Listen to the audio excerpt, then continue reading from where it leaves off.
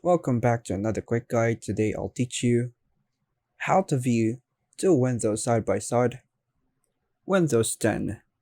And it's literally an easy process. Make sure to watch until the end of the video to know how it's done.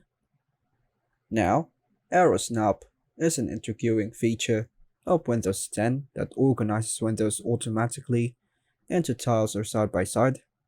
Here are various methods to customize your desktop window view using Arrow Snap. Method 1. Side-by-side windows. This method enables each window to occupy half of the computer screen, facilitating side-by-side arrangement. First, hold down the Windows logo key. Then, press the left or right arrow key. Method 2. Vertical snap.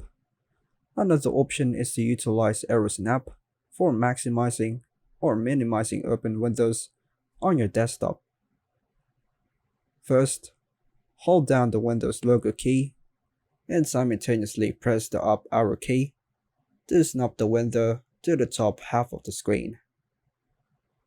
Now, hold down the Windows logo key and simultaneously press the down arrow key to snap the window to the lower half of the screen.